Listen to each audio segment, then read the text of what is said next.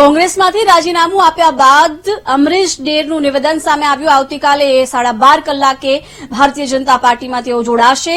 તેમણે કહ્યું કે લાગણી હોય ત્યાં સોદો ન હોય, કોઈ સોદો કર્યા વગર જ ભાજપમાં જોડાયું છું। રસ્તો અલગ હશે પણ મારો ધ્યેય લોકોની સેવા કરવાનો છે। કહ્યું હું કોંગ્રેસ પક્ષ અને નેતાઓને બદનામ નહીં કરું। પક્ષ મને જે જવાબદારી સોંપશે તે હું નિભાવીશ।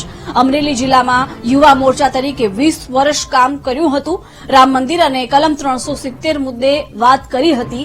છેલ્લા 3 વર્ષથી પાટીલ મને આમંત્રણ આપતા હતા। તેમણે કહ્યું કે હું જ્યાં જોડાયું છું ત્યાં મારા સંબંધ છે, કોંગ્રેસમાં પણ મારા સંબંધ રહેશે। રામ મંદિર મુદ્દે અવગણના નહોતી થવી જોઈતી તેમણે નિવેદન આપ્યું અને સાથે કહ્યું કે રાજુલા બેઠક પર ચૂંટણી લડવાનું હજુ સુધી કંઈ નક્કી નથી।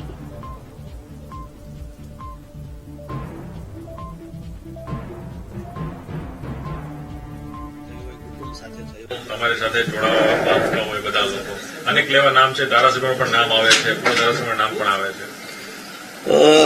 મારા મત વિસ્તાર અથવા મારા જિલ્લા સિવાયની વાત હું એટલા માટે નહીં કરી શકું કે એ વ્યાજબી નથી।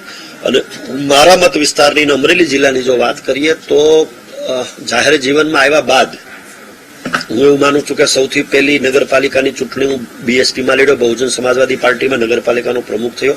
ત્યારબાદ હું સમાજવાદી પાર્ટીમાં લડ્યો અને નગરપાલિકા અમે કબજે કરી। મેં પાર્ટી છોડી નથી। ત્યારે ચોક્કસ પ્રમાણે એક વખત ભારતીય જનતા પાર્ટીમાં જોડાયા બાદ સ્થાનિક લેવલેથી જે પ્રશ્નો જે હતા એ પ્રશ્નો બાબતે મને યોગ્ય ત્યારે લાગ્યું નહોતું, એટલા માટે ત્યારે મેં પાર્ટી છોડી હતી। જે મુદ્દો સોલ્વ થાય એના માટે 550 વર્ષથી રાજ્યના અને દેશના લોકો ઈચ્છી રહ્યા હોય અને એ જ્યારે ન્યાયપાલિકા દ્વારા ચુકાદો આપવામાં આવે અને બધી જ પાર્ટીઓના લોકોએ જ્યારે એને શિરોમાન્ય કર્યો હોય અને આવડું મોટું મંદિર જ્યારે થતું હોય ત્યારે ન જવું જોઈએ એ મને વ્યાજબી ન લાગ્યું। અને આજેની મેં ત્યારે પણ ખૂબ સંનિષ્ઠતાથી, ખૂબ વિવેકપૂર્ણ રીતે મેં એ વાતની મેં મોવડી મંડળ સુધી પહોંચાડવાનો પ્રયત્ન કર્યો હતો કે જ્યારે આજે લોકો આટલા વર્ષોથી રાહ જોતા હોય ને જો આપણે ન જઈએ તો એ વ્યાજબી નથી।